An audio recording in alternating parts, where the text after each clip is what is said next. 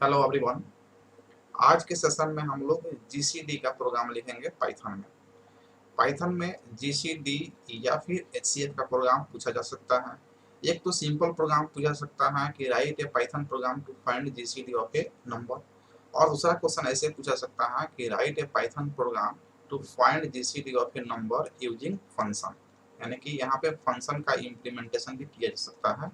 तो simple programme भी हम लोग यहाँ पे डिस्कस करेंगे और पाइथन में फंक्शन का यूज करके कैसे हम लोग जीसीडी के प्रोग्राम का कोडिंग करेंगे, इन दोनों को हम लोग अभी जो है ना पाइथन के इंटरप्रेटर पे कोड करके और एग्जीक्यूट करेंगे।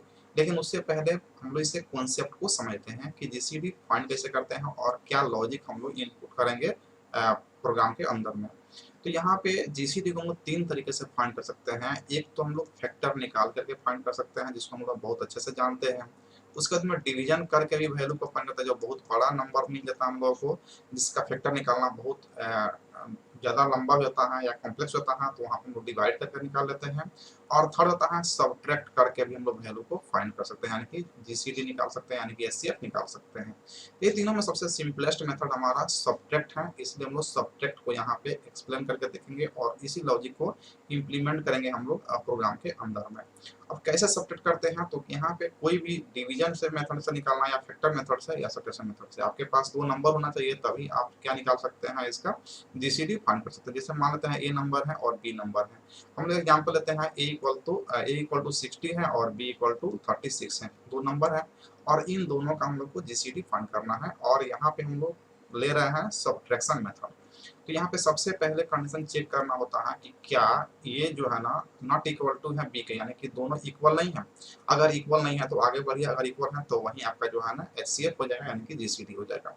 तो यहाँ पे इस कंडीशन में क्या है, 60 बराबर नहीं है 36 का, तो जो बड़ा वाला नंबर है उसमें से छोटा वाला नंबर को माइनस करेंगे। तो यहाँ पे सबसे बड़ा हो गया 60 और 60 में से माइनस कर देंगे 36, हमारा आंसर हो जाएगा यहाँ पे 24। अब सेकंड केस में हम लोग जो छोटा वाला नंबर था 36 को यहाँ पे ले लेंगे और जो न्यू नंबर आया है उसको यहाँ पे पोजीशन लेंगे और इसको माइनस कर देंगे, वैल्यू हमारा आ जाएगा यहाँ पे 12। थर्ड केस में यहाँ पे 24 हो जाएगा और यहाँ पे आपका 12 आ जाएगा और यहाँ पे माइनस करेंगे तो वैल्यू आ जाएगा 12। नेक्स्ट केस में यहाँ पे ये 12 बचा हुआ है और यहाँ पे ये 12 आ जाएगा और वैल्यू आ जाएगा हमारा 0। अब क्वेश्चन ये है कि ये प्रोसेस कब तक चलेंगे, तो तब तक चलेंगे जब तक हमारा वैल्यू जो है ना सब्ट्रैक्शन का 0 के बराबर ना हो जाए। 0 के बराबर हो जाएगा, हम यहाँ पे स्टॉप करेंगे और 0 तभी होगा जब दोनों नंबर क्या हो जाएगा, यहाँ पे इक्वल हो जाएगा। और जो इक्वल नंबर आ जाएगा तो यही हमारा क्या हो जाएगा, जीसीडी हो जाएगा। तो यहाँ पे जीसीडी का वैल्यू कितना हो गया, 12, यानी कि 60 और 36 का अगर हम लोग जीसीडी निकालेंगे, एचसीएफ निकालेंगे, तो आंसर हमारा आ जाएगा 12। तो ये हम लोग लॉजिक समझ लीजिए। अब इसको हम लोग कोडिंग में इम्प्लीमेंट करेंगे। कोडिंग कैसे करेंगे, तो कोडिंग करेंगे जैसे कि हम लोग को दो नंबर चाहिए। सबसे पहले इनपुट करवा लेंगे यहाँ पे ए इक्वल टू, यहाँ पे इंटीजर वैल्यू इनपुट करवा लेंगे और इनपुट फंक्शन का यूज करके इनपुट फंक्शन हो जाएगा यहाँ पे, और यहाँ पे लिख लेंगे inter the value of A, n1 inter A, simply यहाँ पे डिस्प्ले करवा लेंगे। फिर हमारे पास दूसरा नंबर हो जाएगा इंटीजर इनपुट और यहाँ पे हो जाएगा इंटर बी, और यहाँ पे हमारा जो है ना ए और बी इनपुट हो गया। इसके बाद हम लोग क्या करेंगे कि लॉजिक को इनपुट कर लेंगे। तो लॉजिक क्या है, सबसे पहले यहाँ पे क्या दोनों नंबर इक्वल नहीं है, तो इक्वल नहीं है तो इसको हम लोग यहाँ पे इनपुट करवा लेंगे, व्हाइल में कंपेयर कर लेंगे। व्हाइल क्या ए नॉट इक्वल टू है बी के, यानी कि ए और बी बराबर नहीं है, तो यहाँ पे कोलन देंगे। अगर बराबर नहीं है तो आप लूप में एंट्री कीजिए और लूप में एंट्री करने के बाद हमारा कंडीशन क्या होगा कि बराबर नहीं तो बड़ा कौन है छोटा कौन है, तो यहाँ पे हम लोग इफ कंडीशन को पुट करेंगे और क्या ए बड़ा है बी से। अगर ए बड़ा है बी से तो आप ए में से बी को माइनस कीजिए और वैल्यू को ए में रख दीजिए। लेकिन अगर ए बड़ा नहीं है तो इसका मतलब बी बड़ा होगा, तो इस केस में एल्स में जाइए और बी इक्वल टू कर दीजिए बी माइनस ए, यानी कि बी में से ए को माइनस कीजिए और बी में वैल्यू को इनपुट कर दीजिए। तो हमारा जो है ना कंडीशन कंप्लीट हो गया। ये जो है ना ये लूप जो है ना कंटिन्यू चलते रहेगा, यानी कि ये व्हाइल लूप का बॉडी हो गया और ये तब तक चलते रहेगा जब तक कि वैल्यू 0 ना हो जाए, क्योंकि ये जो है ना व्हाइल वाला कंडीशन फॉल्स तब होगा जब वैल्यू दोनों बराबर हो जाएगा, ए और बी क्या हो जाएगा, बराबर हो जाएगा। और बराबर होने का मतलब अंतिम वैल्यू यहाँ पे क्या आ जाएगा, 0 हो जाएगा। तब ये लूप फॉल्स होगा और लूप से बाहर आया कंट्रोल। जब हमारा लूप से बाहर कंट्रोल आएगा तो हम लोग क्या करेंगे, वैल्यू को जो है ना यहाँ पे प्रिंट कर लेंगे।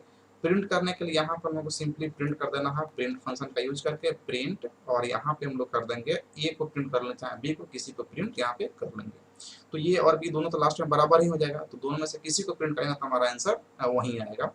अब ये हो गया हमारा सिंपल प्रोग्राम जिसमें हम लोग फंक्शन का यूज नहीं किए। अगर सिंपली कहता है एचसीएफ निकालने के लिए या जीसीडी, तो हम लोग इस तरह से प्रोग्राम को यहाँ पे लिख सकते हैं। ये हमारा सिंपल प्रोग्राम हो गया।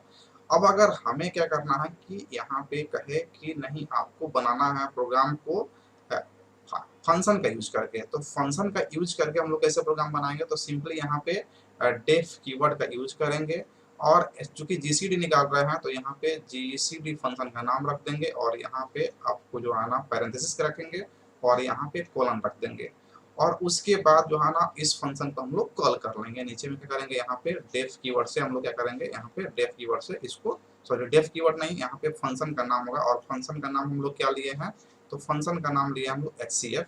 तो यहाँ पे जो है ना आपको यहाँ पे कॉल कर लेंगे एचसीएफ नाम का, यहाँ पर क्या सॉरी जीसीडी है, तो जीसीडी और एक कॉल कर लेंगे, बस सिंपल है।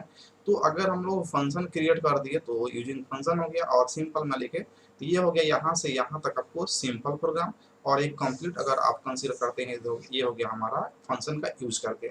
इन दोनों क्वेश्चन को हम लोग करते हैं अभी पाइथन के इंटरप्रेटर पे चलते हैं, और वहाँ पे प्रोग्राम को एग्जीक्यूट करके देखते हैं। अब हम लोग यहाँ पे आ गए हैं पाइथन के इंटरप्रेटर पे, और यहाँ पे प्रोग्राम का हम लोग कोडिंग करके और एग्जीक्यूट करेंगे।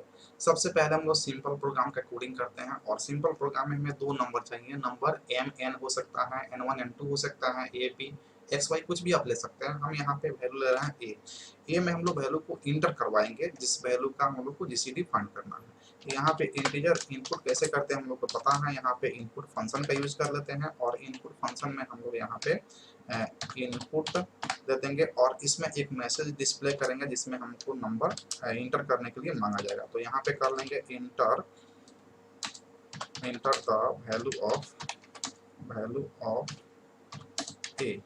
यहाँ पे ए का वैल्यू इंटर करने के लिए हमसे मांगा जाएगा। फिर यहाँ पे बी ले लेते हैं, और बी में हम लोग इंटीजर कर लेते हैं, और यहाँ पे इंटर, यहाँ पे इनपुट फंक्शन का यूज कर लेंगे, और यहाँ भी हम लोग मैसेज एक डिस्प्ले कर लेंगे, यहाँ पे enter the value of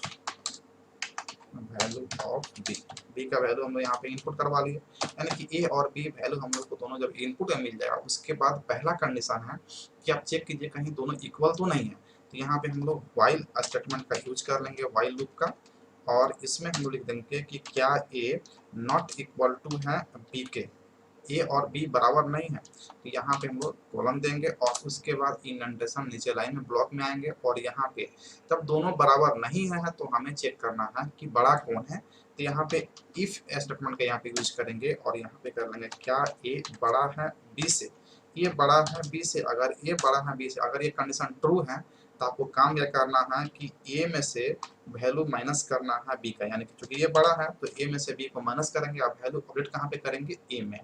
second, अगर मान लेते हैं कि पहला इफ वाला कंडीशन फॉल्स होता है तो कहाँ जाएगा, ये एल्स में जाएगा।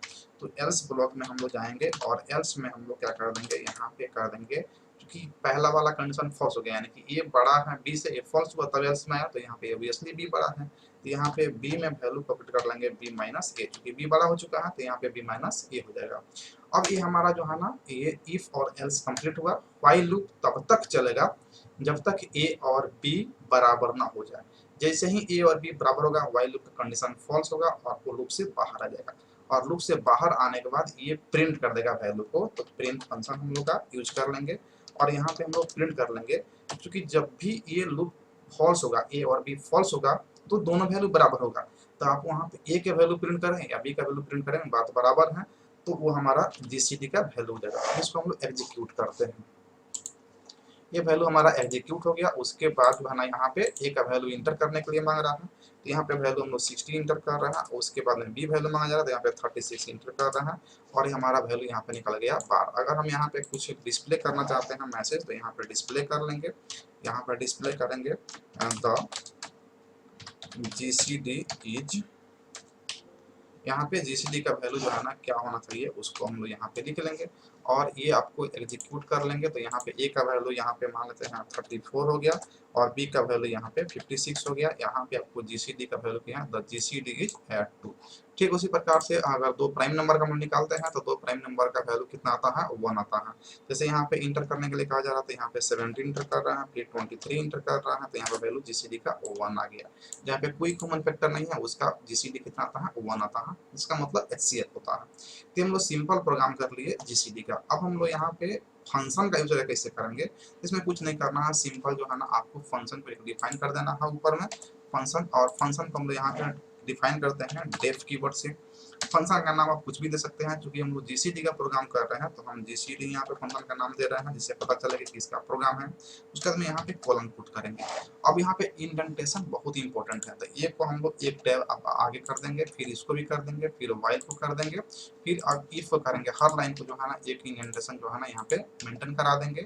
और उसके बाद जो है ना हमारा नीचे में जो है ना कॉल कर देंगे। हम लोग फंक्शन को कॉल कैसे करते हैं हम लोग को पता है फंक्शन के नाम से। तो फंक्शन का नाम क्या है, जीसीडी है। जीसीडी फंक्शन का नाम है और यहाँ पे पैरेंथेसिस दिए। अब इसको हम लोग एग्जीक्यूट करते हैं। एग्जीक्यूट करने के बाद वैल्यू मांगा जा रहा है, a इक्वल टू हम 60 दे रहे हैं और b इक्वल टू यहाँ पे 36 दे रहे हैं। यहाँ पे वैल्यू हमारा आ गया द जीसीडी इज 12। और यहाँ पे किसी वैल्यू का आप निकाल सकते हैं, जैसे a का वैल्यू हम यहाँ पे 30 दे रहे हैं और b का वैल्यू यहाँ पे 60 दे रहे हैं। यहाँ पे वैल्यू आपको जीसीडी का कितना 30 आ गया। इस तरह से हम लोग जीसीडी का प्रोग्राम को कोडिंग करते हैं पाइथन में।